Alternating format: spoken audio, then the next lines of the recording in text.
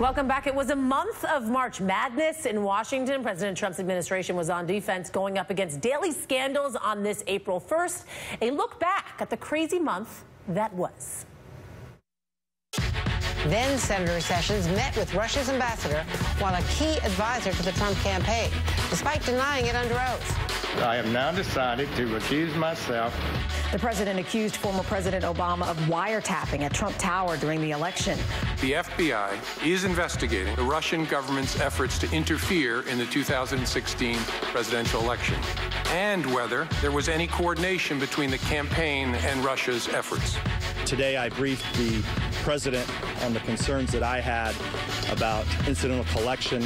Bombshell reporting from the New York Times. 2 White House officials were involved in feeding House Intel Chairman Devin Nunes information. The Wall Street Journal is now reporting former Trump National Security Advisor General Michael Flynn offering to testify in exchange for immunity. I'm tired just looking at that, but April 1st, here we go. Another month ahead of us. Joining me now, Nayyera Haq, a former State Department spokesman and former White House senior director under President Obama. Nayyera, appreciate you joining me. Good to be here. How much do you think the Russia probes are impacting this White House? Well, clearly the example today shows that the president is a little bit rattled by having to answer questions or actually not answer questions. There was a signing of an executive order event today in which the president was asked about Flynn and how his response was, and answered the question with a non-answer and left the room without even signing the executive order. So that's quite unusual, particularly for a president who is as media savvy as this one is and generally likes to be in front of the camera and work with the media on getting out what he wants.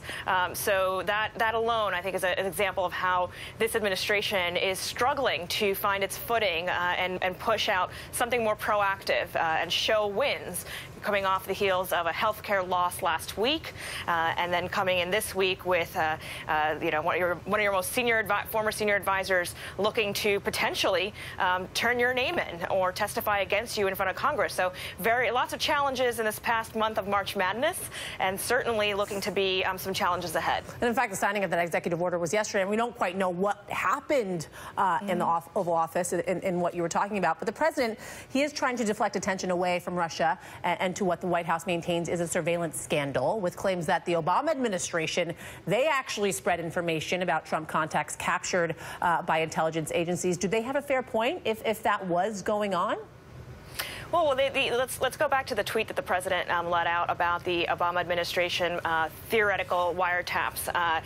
This is another example of how our president is able to use his pulpit and his megaphone to deflect and detract from what everybody else has been saying. There's been no evidence of President Obama having done any wiretaps. What there is strong evidence of Russia having interfered in our election, not necessarily in the voting directly, but certainly in the spreading of information in what we now call hybrid warfare.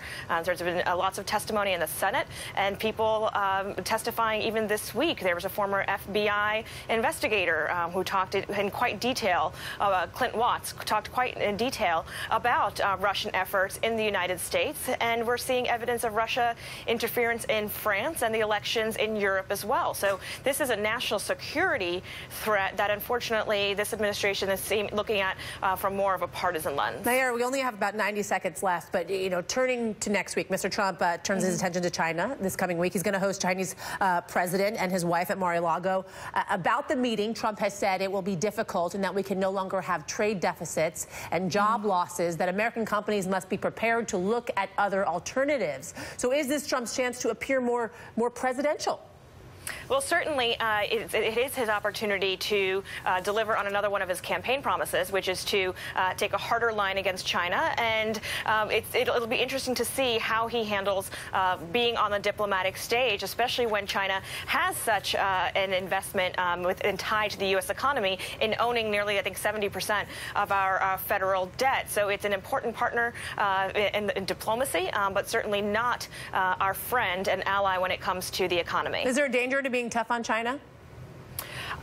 So the danger being tough on China, it could be in rattling China and having it then work in its other spheres of influence. So China is also competing with the U.S. in places like Europe, in South Asia, not just for business, but also for military strength. And it has the largest army, at least, in the world. Not saying it's the most advanced, but the largest army in the world. And the U.S., unfortunately, is really reliant on manufacturing in China because it is so cheap. And that's part of the challenge that we have of our global economy being so All right, Nayyera Haq, intersected. I'm sorry, I got to cut you off. Thanks for joining us. Have a great rest of your weekend. That wraps it up for me at this hour.